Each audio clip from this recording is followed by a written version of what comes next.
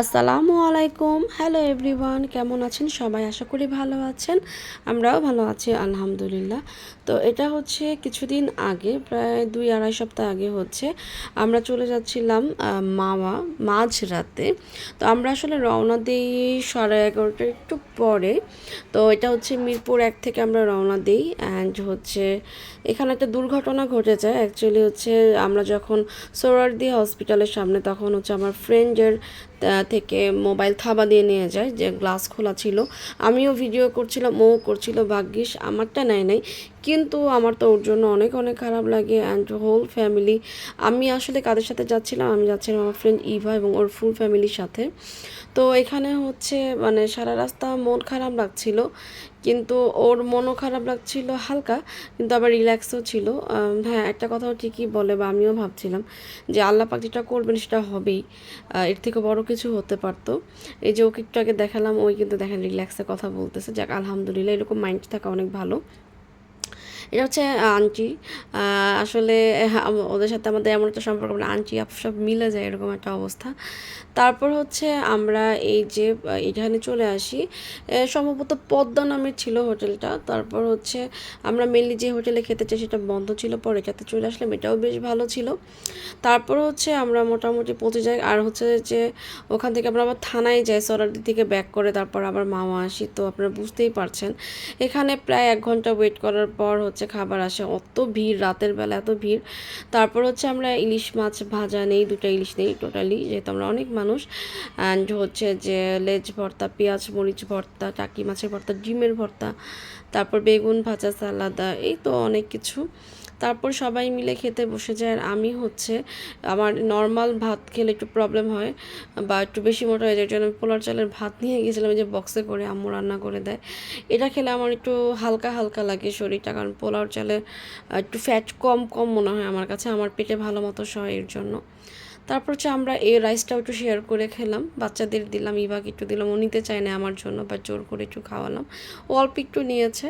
তারপরে এই যে আমরা মজা করে সবাই খাচ্ছিলাম, খুব এনজয় করে খাচ্ছিলাম। অ্যান্ড এত রাতে এটা এখানে এসে খাওয়ার মজাই আলাদা। এটা নিয়ে আমার সেকেন্ড টাইম অভিজ্ঞতা মাঝরাতে এসে খাওয়ার। তাছাড়াও আমি মাওয়াতে আরও অনেকবার এসেছি। তো এই যে এইভাবে কিন্তু ভর্তাগুলো সাজানো থাকে। তারপর হচ্ছে বিল পে করা হচ্ছিল।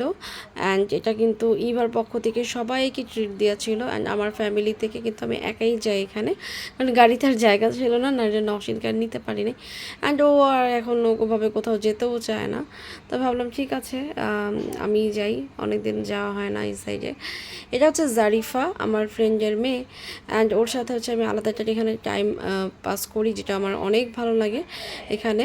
তারপর হচ্ছে ওকে আমি জারিফাকে বললাম চলো আমরা একটু ভিডিও করি, এত সুন্দর প্লেসে আসছি। আপনারা যে সিনারিটা দেখতে পাচ্ছেন, এটা কিন্তু একদম ভোর হতে হতে যাচ্ছে এই সময়। অ্যান্ড দেখেন দূরে কিন্তু পদ্মা বিচ দেখা যায়। অ্যান্ড মানে পুরাটা ভিউ এত এত বেশি সুন্দর, পানিটা কিন্তু, আচ্ছা এই রেস্টুরেন্টটা কিন্তু পুরোটা পানির উপর, আপনারা দেখতেই পাচ্ছেন। সো আপনারা যারা যাবেন খুবই সাবধানে উঠবেন নামবেন। অ্যান্ড হ্যাঁ, মোটামুটি মজবুত আছে, আমি বলছি না যে এটা হচ্ছে নড়বড়ে, না সেরকম না, বাট পানির ব্যাপার তো তাই বললাম সাবধানে থাকবেন। বাট প্লেসটা খুবই ভালো। গরমকাল একটু মানে গরম লাগতে পারে, যখন হচ্ছে আপনার গরম বেশি থাকবে বা দুপুরে রোদ বেশি থাকলে, বাট আদারওয়াইজ এখানে কিন্তু বেশ বাতাস আছে। আপনারা কিন্তু আমার চুলের ওরা দেখে বুঝতে পারছেন। আর হচ্ছে এই যে জারিফাকে নিয়ে আমি এখানে খুব আনন্দ করছি, একা একা ভিডিও করছি। অ্যান্ড ওর মা এখানে বিল দিচ্ছিল, তাই বললাম চলো তুমি আর আমি মজা করি একা একা এখানে। তারপর ও আর আমার মধ্যে একটা সিমিলারিটি আছে, সেটা হচ্ছে যে ও সাজুগুজু অনেক করতে অনেক পছন্দ করে, আমি অনেক পছন্দ করি। অ্যান্ড ও যেমন ছোটোবেলা একা একা সাজে, আমিও কিন্তু ছোটোবেলা থেকে একা একা সাজি, একদম পিচ্ছিবেলা থেকে। তারপর জারিফাকে বললাম আমাকে একটা ভিডিও করে দাও। অ্যান্ড ও ছোটো বাচ্চা হলে কী হবে, ওর হাত কিন্তু বেশ ভালো, ও আমাকে কয়েকটা ছবিও তুলে দেয় অনেক সুন্দর করে। অ্যান্ড ভিডিওটাও করে খুব ভালো মতো। যাই হোক, এটা হচ্ছে সাডেনলি আমি ওকে বলি, এর জন্য যতটুকু আমাকে করে দিয়েছে আলহামদুলিল্লাহ। তারপর হচ্ছে আমাদের বাসায় যাওয়ার পরে আস্তে আস্তে গুটি গুটি কয়েক পায়ে আগাচ্ছি। এই যে আমার ফ্রেন্ড, ওকে এখানে কয়েকটা আমি ছবি তুলে দিলাম। অ্যান্ড এই জায়গার ভিউটা জাস্ট অসাধারণ ছিল। তারপর হচ্ছে আমি জায়গাটার ভিডিও করে ওকে এখানে ফ্যামিলি ফটো তুলে দেই। এই জায়গাটা দেখেন একদম মানে এত সুন্দর লাগছিলো, একে তো মেঘ, আবার কিন্তু গুড়ি গুড়ি বৃষ্টিও পড়ছিল। নদীর ঘাটে হচ্ছে নৌকা বাঁধা, ট্রলার বাঁধা, তারপর এরকম বড় বিশাল নদী, এরকম দৃশ্য কি সচরাচর কোথাও দেখা যায় বলেন? এত সুন্দর দৃশ্য। তারপরে যে বাতাসটাকে এত ভালো লাগছিল, মানে যখন ভালো লাগছিল তখনই হচ্ছে বাসার দিকে আমরা রওনা দিই। কারণ হচ্ছে আমরা অনেক ছোট ছোট বাচ্চা নিয়ে ওইখানে আসি, অ্যান্ড হচ্ছে ওদের যেহেতু পরের দিন আবার পড়াশোনা আছে, সো এরকম যেতে তো হবেই। আর এই ভিউটা দেখে না আমার যেতে ইচ্ছা করছিল না বাসায়, বাট যেতে তো হবেই, কি আর করা। তারপর জারিফার খালামণি হচ্ছে আইসক্রিম খাচ্ছিল, আমাকেও বলেছিল, বাট আমি আর খাই নাই, কারণ আর মিষ্টি খাবার খেতে ভালো লাগছিল না। আর এই জায়গাটা এই যে দেখেন, বুঝতেই পারছেন যে আপনারা যে একটু একটু সকাল হয়ে আসতেছে।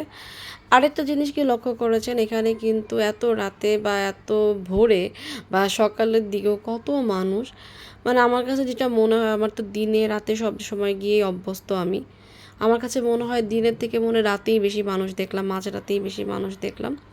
ফাইনালি আন্টি ইভা ওরা চা খেলো, খায়ে আমরা হচ্ছে গাড়িতে উঠে গেলাম। তারপর হচ্ছে বাসার দিকে চলে যাচ্ছি। তো এই দৃশ্যগুলো আমার খুব বেশি ভালো লাগছিলো, কারণ ওইখানে হচ্ছে সবুজ গাছগাছালি, তারপর হচ্ছে দূর দূরান্তে এরকম আরও গাছপালা, বাড়িঘর দেখা যাচ্ছিলো, যেটা মিলে সব কিছু মিলে খুব খুব খুব বেশি ভালো লাগছিলো। ঠিক ইভা যে পাশে বসা ওইভাবে করেই হচ্ছে ওর মোবাইলটা ওই সাইড থেকে টান দেয়, সোরারদির সামনে খুবই খারাপ লাগে। অ্যান্ড এই পর্যন্ত আমি যে ভয়েস ওভার দিচ্ছি, আমি এই পর্যন্ত যতটুকু জানি ও মোবাইলটা এখনও পায় নাই, ও অনেক ট্রাই করছিল। তো যাই হোক, সবাই দোয়া করবেন ও যেন মোবাইলটা পেয়ে যায়। তারপর হচ্ছে বাইরের বাতাস খেতে খেতে যাচ্ছি। আমি ভাবলাম একটা ঘুম দেয়া যায় কি না, অ্যান্ড এরই মধ্যে মানে এই বাতাসটা এত এত বেশি ভালো লাগছিলো, ভাবলাম কিছু ভিডিও করি নিজের, কারণ আমাকে ওইভাবে ভিডিও করে দেওয়ার কেউ নাই, আর আমার কাউকে ডিস্টার্ব করতেও ভালো লাগে না।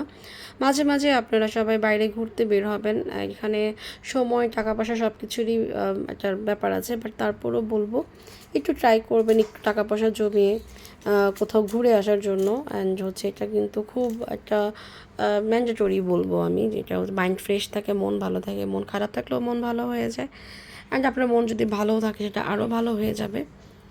আর আমরা যারা সবসময় কাজে ব্যস্ত থাকি, বা চাকরিজীবী মহিলারা বা পুরুষ যারাই বলি না কেন, সবারই কিন্তু এরকম একটা ট্যুরের দরকার আছে, সেটা ছোট ট্রিপ হোক বা একটা বড় ট্রিপ হোক।